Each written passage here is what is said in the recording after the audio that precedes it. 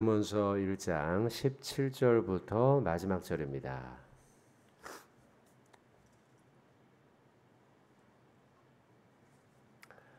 빌레몬서 1장 17절부터 마지막 25절까지입니다. 한 절씩 교독하고 마지막에 같이 합독하겠습니다. 그러므로 내가 나를 동역자로 할진대 그를 영접하기를 내게 하듯하고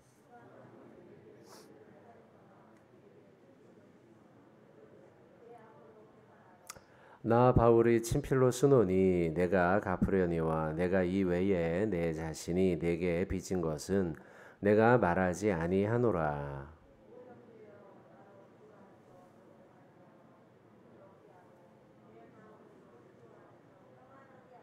나는 내가 순종한 것을 확신하노니 확신함으로 내게 썼노니 내가 내게 말한 것보다 더 행할 줄을 아노라.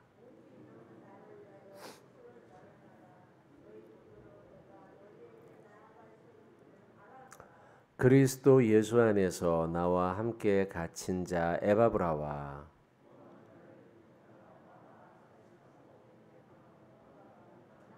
함께 읽겠습니다. 우리 주 예수 그리스도의 은혜가 너희 심령과 함께 있을지어다. 아멘. 자, 옆분들 인사 한번 하겠습니다. 말씀의 은혜 많이 받으시기 바랍니다. 네, 이른 새벽부터 오시느라고 수고 많으셨습니다, 여러분들. 자, 빌레몬서는 짧기 때문에 어제 보고 오늘 보면 또 마무리가 됩니다. 내일은 이제 골로새서 말씀을 보겠습니다. 17절의 말씀부터 보겠습니다. 그러므로 네가 나를 동역자로 할진대. 자, 너와 나를 잘 구분해야죠. 너는 이제 빌레몬이 되겠죠. 그리고 다시 한번 말씀드리지만 빌레몬은 오네시모의 주인이었고, 그리고 오네시모는 종이었죠. 그리고 오네시모는 빌레몬에게 아마도 해를 끼치고 돈을 가지고 도망치지 않았는가 이렇게 추측을 합니다. 그랬는데 도망자가 된 것이고 노예였고, 그랬는데 바울을 만나 예수를 믿게 되고, 그리고 옥중에서 갇혀 있던 바울을 여러 가지 모양으로 힘써서 도왔던 동역자입니다. 그렇기 때문에 바울은 오네시모에 대한 그 어려움을 알고서 빌레몬에게 중재하는 것이죠. 지금 이가 이렇게 많이 바뀌었으니 빌레몬이 그를 용납하고 받아주고 용서해 주길 바란다. 이제 그런 내용이죠. 자, 그래서 17절에 나오는 내가라는 단어는 빌레몬을 이야기하는 것이고요. 주인, 나를 동역자, 바울을 나를 동역자로 너가 알진대 그는 이제 오네시모죠. 오네시모를 영접하기를 내게 하듯 하라라고 말하고 있어요. 이 내게 하듯 하라라는 말이 의미가 있죠. 지금이야 뭐 종과 노예라는 신분이 없기 때문에 모두 다 비슷하다라고 생각할지 모르지만 그 당시에는 엄연히 구분되어 있습니다. 이런 정도의 죄를 지었다면은 당시에는 주인이 임의로 그를 죽일 수도 있었어요. 매를 때리거나 뭐 감옥에 가두거나 그에게 형벌을 내릴 수 있는 사회적인 문화가 당연하게 여겨지던 때라는 것이죠. 이런 가운데 내게 하듯 하라. 바울은 선생이지 않았습니까? 세상적으로 보면 선생님이었고 목사였고 선교사였어요. 그리고 빌레몬은 하나님을 열심히 믿었던 사람입니다. 열심히 믿었던 사람에게 있어서 목회자요 선교사였던 바울은 존경의 대상이었죠. 그런데 자신에게 죄를 짓고 도둑질을 하고 도망을 치고 그리고 노예였던 오네시모를 목회자였던 존경하던 바울과 동등하게 대우하라는 거예요. 그게 17절에 내게 하듯 하라라는 말씀이에요. 일반적으로 그 당시의 상황을 생각하면 오네시모와 바울은 동일시될 수가 없어요. 노예요, 도둑이요, 도망자를 어떻게 내가 존경하는 바울, 목사님과 같이 동일선상에 놓을 수 있겠습니까? 그러나 지금 바울은 그렇게 하라는 거예요. 그리고 바울 스스로도 이것은 상당히 이 위험 요소, 리스크가 있습니다.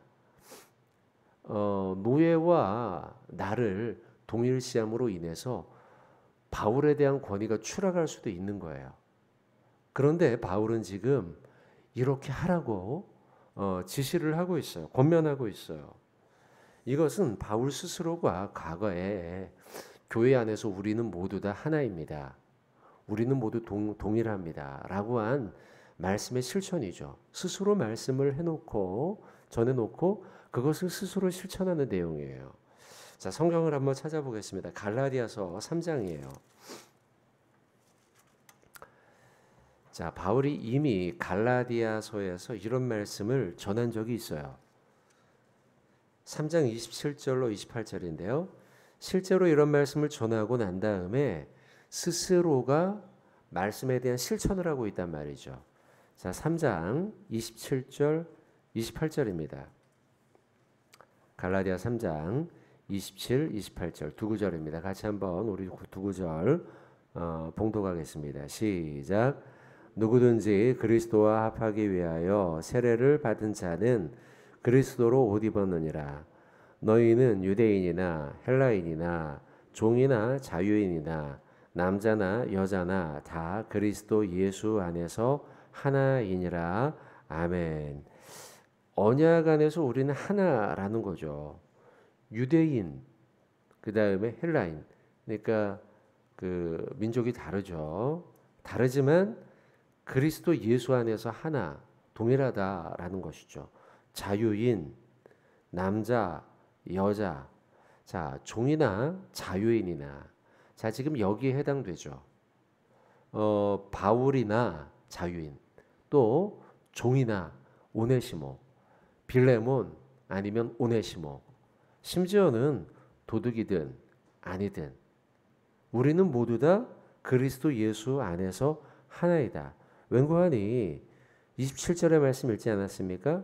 누구든지, 방금 이야기한 유대인, 헬라인, 종이나 자유인 누구든지 그리스도와 합하기 위하여 세례를 받은 자는 그리스도로 옷 입었기 때문이라는 거예요. 그렇기 때문에 우리 모두는 주님 안에서 하나이요 동일하다, 동등하다라는 거예요. 오늘 본문에 나오는 바울과 오네시모, 나를 대하듯 그를 대하라. 나는 자유인이요, 나는 존경받는 자요. 그러나 나만 그런 것이 아니라 그리스도 예수 안에서 옷 입은 우리 오네시모 역시도 동일하게 대우하는 게 마땅하다라는 거예요. 바울은 과거에 갈라디아서에서 이런 말씀을 전했죠.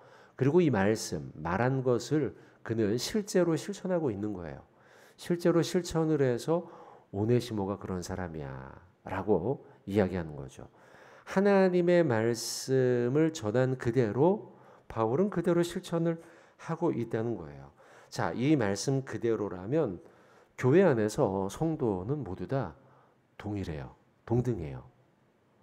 목사이건 그리고 믿은 지 얼마 되지 않은 새 신자이건 오래 믿은 자이건 우리 교회를 방문한 지 얼마 안 된 처음 믿기 시작한 자이건 남자건 여자이건 또 나이가 많은 자이건 어린아이건 어제 이제 잘 아는 뭐 잘 알기까지는 아니지만 이렇게 간혹 한 번씩 그래도 안부를 묻는 이제 저보다 나이가 한 10년 정도 많으신 선배 목사님입니다. 근데 같은 카톡방 안에 들어와 있는데 자신의 교회에서 이런 일을 시행을 하려고 하는데 카톡방이 한 7, 8명 정도가 있습니다. 목사님들은 어떻게 생각하십니까 하면서 글을 올렸어요. 다소 그분이 조금 나이가 많음에도 불구하고 저보다 상당히 급진적이라고 하기 그렇지만 이렇게 열려 있다고 해야 되나요? 사회적으로 비교적 저는 더 보수적이고 그분은 더 열려 있는 분인 것 같은데 내용이 그거예요. 그 사회적 약자에 대한 문제 그리고 성 문제에 관련해서 교회가 어떻게 이 일을 처리할 것이냐에 대해서 고민을 하신 것 같아요. 교회가. 그리고 당회원들과도 많은 이야기를 나눴던 것 같아요. 그래서 그걸 문구화 시켰어요. 그래서 이제 만약에 불륜이라든지 아니면 성추행이라든지 이런 문제가 생겼을 때 교회가 어떻게 처리할 것이냐, 그걸 아주 세세하게 이렇게 다뤄놨더라고요. 그래서 참 많은 고민 속에 이 문장을 만들었겠구나, 문구들을 만들었겠구나. 또 그 가운데 어린아이에 대한 성추행이 교회 안에서 쉽게 일어날 수 있기 때문에 거기에 대한 고민의 글을 또 많이 문구를 담아놨더라고요. 뭐 1번 항목, 2번 항목, 3번 항목 이렇게 해서요. 그래서 과거에는 저희가 교회에서 아이들을 보면 이쁘다 이렇게 해서 만지잖아요.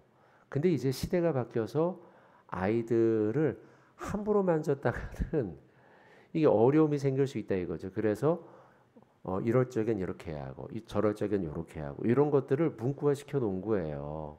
그러면서 제가 이제 그 말씀을 좀 드리고 싶은 내용은 뭐냐면, 과거에는 어린아이 그러면 다 뭐 아이니까 이렇게 해서 머리도 만지고 손도 막 쓰다듬고 뭐 얼굴도 막 만지고, 이게 이제 어려운 시대가 됐다 이거죠. 지금은요. 근데 그런 문구를 보면서 마음 한편이 좀 별로 좋지는 않았어요. 아유, 이거 참 아이들이 이쁘다고 해서 손도 한번 못 만지고 이거 참 등도 한번 이렇게 못 두드려주고 이런 시대가 된 게 너무 참 마음이 안 좋고, 또 동시에 또 한편으로 이런 생각도 들어요. 과거에 어떤 교회에서 제가 전통적인 교회죠. 부교육자로 생활을 할 때였는데 아이들이 막 지나가니까 떠들면서 지나가니까 교회 어르신 되시는 분이 니네 예배당에서 이렇게 떠들면 어떡하냐고 하면서 막 아이를 혼내는 걸 제가 본 적이 있어요. 그걸 또 한편 생각을 해보면 아이든 어른이든 교회 안에서는 우리 모두가 다 동일한데 주님 안에서 하나인데, 내가 나이가 많다는 이유로 아이를 함부로 대하는 일이 혹여나 우리에게 있지 않은가라는 생각을 한 적이 있어요. 자, 오늘 이 말씀을 보면서 우리가 두 가지를 다 생각을 해야 돼요. 시대와 문화가 바뀌었기 때문에 성 문제에 대해서 조금 다른 입장을 가지고 우리가 바라봐야 되고, 특히 유아인 경우에 너무 많이 바뀌었죠. 시대가요, 지금. 그러면서 동시에 또 우리는 아이들이라고 해서 함부로 대하거나, 또 아이뿐만이 아니고 사회적 약자라고 해서 우리가 함부로 대하거나 판단해서는 안 되겠다라는 거예요. 조금 많이 나아가서 지금 확장해서 좀 적용을 해봤습니다. 자, 오늘 본문은 이거죠. 오네시모가 죄를 저질렀기 때문에, 또 그의 신분이 노예이고 종이기 때문에 함부로 대할 수 있지만, 빌레몬이여, 우리는 성숙한 자가 아닌가. 그러니 당신이 나를 존경하듯이 그 역시도 사회적인 관념을 뛰어넘어 존중해주고 그를 용서해주기 바란다라는 거예요. 쉽지 않은 일이에요. 쉽지 않은 일이지만 성경이 말하는 바이죠. 또한 여러분, 그 뒤에 넘어가면 그를 용납하고 용서하는데 바울은 한 걸음 더 나가요. 18절을 보시면 방금 본 거 17절에 내게 하듯하고의 말씀을 봤죠. 18절의 말씀은 내 앞으로 계산하라는 거예요. 자, 요걸 잠깐 보는데요. 그는 오네시모죠. 만일 내게, 빌레몬 당신에게 불의를 하였거나 너에게 빚진 것이 있다. 경제적인 문제를 얘기하는 거예요. 실제로 빚진 것이 있다면 그것을 내 앞으로 계산해라. 내가 변상해 주겠다라는 거예요. 자, 용서할 것을 그에게 권면하죠. 용서를 권면하는데 이건 심리적인 용서만을 얘기하는 게 아니라는 걸 알 수 있죠. 이 구절을 통해서요. 그리고 바울은 용서를 이야기하면서 내가 변상해 주겠다. 내가 경제적으로 책임져 주겠다라고 말합니다. 근데 여러분, 자, 빌레몬서는 우리가 아는 것처럼 어디에서 이 편지를 썼습니까, 여러분? 감옥에서 썼죠. 그래서 이 편지를 옥중서신이라고 부르잖아요. 에빌골빌, 그죠? 그래서 이 편지를 썼던 곳은 감옥 안이었기 때문에 실제로 바울은 경제적 활동을 할 수가 없는 상태예요. 아시다시피 이중직을 하고 있었죠. 천막 깁는 일을 하면서 물론 성도들의 헌금을 통하여서 생활을 하고 목회 생활을 했지만 동시에 또 천막 깁는 일을 하면서 그러면서 경제적인 도움을 또 받았단 말이에요. 근데 지금은 그런 일을 할 수 없고 온전히 돕는 자들의 물질을 통해서 그가 생활을 했기 때문에 어려워요. 경제적으로 여력이 없었을 터인데도 불구하고 바울은 이런 말을 하고 있어요. 그러면서 내가 당신을 위해서 최선을 다해 도울 테니 물질적으로 다시 변상할 테니 그러니 빌레몬이요 그를 용서해 주시오라고 이야기하고 있다는 거예요. 여러분 기독교의 용서는요 싸구려가 아니라는 사실을 알아야 돼요. 말로만 하는 용서가 아니고 물질적으로 문제가 생겼다면 만약에 신체적인 문제가 생겼다면 그에 해당하는 값을 치룰 각오를 해야 한다는 것이죠. 그러한 것을 포함한 용서라는 거예요. 왜냐하면 원래 기독교의 용서는 어디에 기초합니까 여러분? 예수의 십자가 죽음, 생명의 값을 기초하고 있어요. 그렇기 때문에 용서는 이 성경에서의 용서는 값없는 싸구려의 용서가 아니라는 거죠. 중요한 사실이에요. 예전에 영화를 봤던 영화가 기억이 좀 나는데요. 이 영화가 상당히 세계적으로도 반향을 일으켰던 영화입니다. 한국 영화인데요. 밀양이라고 하는 영화인데 전도연 씨라고 하는 이 여자 배우가 나왔던 영화죠. 예, 세계적으로 반향을 일으켰던 이유는 이제 기독교의 정서에 대해서 다뤘기 때문입니다. 기독교 정서에 이 전도연 씨가 큰 어려움을 당하고서 밀양이라는 마을로 저 멀리 내려갔는데 거기에서 예수님을 믿게 되죠. 근데 자신의 아들을 죽인 살인마죠. 살인마가 감옥에 들어갔는데 이 감옥에 들어간 사람이 그러니까 씻길 수 없는 나의 원수예요. 원래는 전도연 씨에게 원수인데 이 사람이 감옥에 들어가서는 예수님을 믿게 된 거예요. 예수님을 믿게 돼서 이 사람이 새로운 삶을 살겠노라고 결심한 거죠. 이 살인마가. 그런데 이제 전도연 씨도 예수를 믿게 되어서 그 사이 믿게 되어서 그러니까 아들이 죽고 난 다음 이걸 극복하기 위해서 교회 나온 것이죠. 나와서 뜨겁게 예수님을 믿게 됐는데 그러다 보니 마음에 이 사람을 용서해 줘야지 라는 생각이 든 거예요. 그리고서는 감옥에 교도에 찾아갔는데 거기에서 이 자신의 아들을 죽인 사람을 만난 거예요. 근데 이 사람의 태도가 너무나 뻣뻣해요. 뻣뻣하고 그리고 전도연 씨가 자신을 용서해 주러 왔다고 했는데 이 살인마는 뻣뻣하게 얼굴을 들고서 이야기하기를 나는 이미 예수 믿고 다 용서받았습니다. 이런 식으로 말을 하는 것이죠. 이 말에 너무나 충격을 받고 이제 그 뒤에 이야기가 이어지는 게 영화의 이야기인데요. 근데 이 속에서 우리가 한 가지 분명히 체크해야 될 게 있어요. 뭐냐면 기독교의 성경의 용서는 맞아요. 누구나에게 다 주어지는 용서죠. 살인을 저지른 자건 도둑질을 한 자건 이 오네시모처럼 그리고 뭐 세상에 뭐 씻을 수 없는 잘못을 저지른 어떠한 사람이라도 용서할 수 있는 용서예요. 성경의 용서는. 그런데 그 영화 속에 나온 그 살인마가 간과한 게 있어요. 아주 잘못하고 간과한 게 뭐냐면 그 용서는 싸구려 값없는 용서가 아니라는 거죠. 상당한 값을 치른 용서예요. 누가요? 그 살인마를 위해서 누가 값을 치렀습니까? 예수님께서 십자가에 죽는 죽음으로 생명의 값을 치른 용서라는 것이죠. 근데 그는 그걸 간과한 거예요. 예수님이 나를 위해서 그런 생명의 값을 치렀으니 나도 그 값을 치르면서 용서를 구하는 게 마땅하다는 것이죠. 근데 그는 뻣뻣하게 나 이미 다 용서받았어 라고 말한다는 것이죠. 여러분 많은 믿는 자들이 실수하는 부분이 이거예요.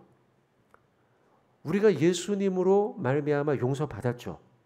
용서받은 게 맞아요. 그리고 그 용서는 누구나에게 주어지는 게 맞아요. 그런데 우리가 간과하는 게 뭐냐면 그 용서를 위해서 예수님이 얼마나 큰 값을 치렀는가. 우리는 이걸 알아야 돼요. 그리고 여러분 그 값을 치르기 위해서 예수님이 이 땅에 오신 거예요. 성탄이 있는 거예요. 그 용서를 이루기 위해서 큰 값을 치르고 그 값을 치르기 위해서 이곳에 성탄하셨다는 것이죠. 자, 여러분, 그래서 오늘 말씀 18절의 말씀이죠. 내 앞으로 계산하라. 이 말씀은 예수님의 용서 모두에게 주어지는 것이지만 이 용서는 싸구려가 아니고 생명을 내어주신 엄청난 용서라는 것이죠. 그러니 그 용서를 받은 우리는 남을 용서하고 또 용서를 권할 때 바울과 같이 내가 다 변상해 주겠어. 내가 지금은 경제적인 여력이 없지만 당신이 용서해 주길 바래. 그리고 이 용서를 바라는 것은 당신에게 권하는 것은 그냥 내가 말로만 하는 게 아니야. 나도 값을 치를게 라는 것이에요. 자, 아셨죠? 우리가 이걸 잘 기억해야 됩니다. 용서는 누구에게나 주어진 것이에요. 주님으로 인해서 하나님의 넓은 사랑으로 은혜로. 그게 은혜죠. 값 없으니까요. 그러나 그 값 없는 은혜와 용서는 예수의 생명의 값을 치른 것이니 그 생명의 값을 치른 용서를 베풀고 받을 때 우리는 주님의 마음을 헤아림으로 용서를 베풀고 받아야 된다라는 것이죠. 자, 뒤로 좀 넘어가서요. 한 가지 말씀을 짧게 좀 더 전하겠습니다. 20절 21절 말씀인데요. 오 형제여 나로 주 안에서 너로 말미암아 기쁨을 얻게 하고 내 마음이 그리스도 안에서 평안하게 하라. 나는 내가 순종한 것을 확신함으로 내게 썼노니 내가 말한 것보다 더 행할 줄을 아노라. 자, 이 구절을 아마 편지를 읽으면서 빌레몬이요 상당한 부담을 느꼈을 것 같아요. 문구 자체가 그렇잖아요. 오 형제여 이렇게 이제 친근하게 말해놓고 나로 주 안에서 너로 말미암아 기쁨을 얻게 하기를 바란다. 이 얘기는 뭐예요? 네가 다 용서해 주길 바란다. 다 받아주길 바란다. 이렇게 말하면서 너 때문에 내가 기쁨을 얻기를 바래. 상당히 부담이 되죠. 내 마음이 그리스도 안에서 평안을 얻게 하라. 이것도 상당히 부담이 되죠. 21절에 나는 내가 순종할 것을 확신한다. 내가 내게 썼노니 내가 말한 것보다 더 행할 줄 내가 알고 있다. 이거 참 바울이 여러분 고수예요. 그죠? 상당한 고수입니다. 빌레몬에게 이렇게 막 등 떨미듯이 너로 말미암아 내가 기쁨을 얻을 것 같아. 너로 말미암아 그리스도 안에서 내가 평안을 얻을 것 같아. 내가 이렇게 말했는데 네가 순종할 걸 내가 이미 알고 있어. 아니 너가 내가 말한 것보다 더 많이 할 것 같아. 상당히 고수죠. 기대예요. 기대. 바울은 지금 빌레몬을 향해 기대하고 있어요. 근데 맨 끝구절이 더 특별합니다. 내가 말한 것보다 더 행할 줄을 아노라. 이 말은 내가 너에 대해 기대하는 것보다 너는 더 행할 것 같아. 이 말은 사람의 기대를 뛰어넘어서 하나님의 기대에 너는 부응할 사람이야. 이 말이죠. 그죠? 내가 너한테 말한 것보다 더 행할 줄 안다. 이 말은 사람의 기대를 뛰어넘어 빌레몬 너는 하나님의 기대에 부응하며 살아갈 사람이야 라는 말을 하고 있는 거예요. 자, 성도 여러분, 우리가 어떻게 살아가야 하는가? 부모님이 나에게 기대하는 바가 있고요. 친구가 나에게 기대하는 바가 있고요. 또 성도와 성도 사이에 기대하는 바가 있고요. 제가 또 여러분들에게 기대하는 바가 있고요. 근데 저는 여러분들이 어떻게 사시면 좋겠느냐? 오늘 하루를 사실 때 그리고 앞으로 살아가실 때 사람들이 나에게 기대하는 바보다 그걸 뛰어넘어 하나님이 내게 기대하는 바에 부응하는 삶을 살아가야 한다. 그렇게 살아가면 법 없이도 살아가는 사람이 되는 거예요. 법을 뛰어넘고 그리고 도덕을 뛰어넘고 윤리를 뛰어넘고 마태복음 5장에 나오는 산상수훈에서 예수님이 우리에게 바라시는 바를 날마다 실천하며 살아가는 예수님의 제자가 될 줄로 믿습니다. 자, 오늘 제가 여러분들에게 말씀 전했습니다. 17절, 18절의 말씀에 나와 있는 우리는 모두 하나다. 우리는 모두 동등하다. 그리고 용서는 그저 말로 하는 것이 아니라 값을 치른 것이다 라는 말씀을 전했고요. 20절, 21절의 말씀을 통하여서 사람의 기대를 뛰어넘어 하나님의 기대에 부응하며 살아가는 하루가 되겠다. 자, 그런 하루가 되시길 주님의 이름으로 축원을 드립니다. 아멘.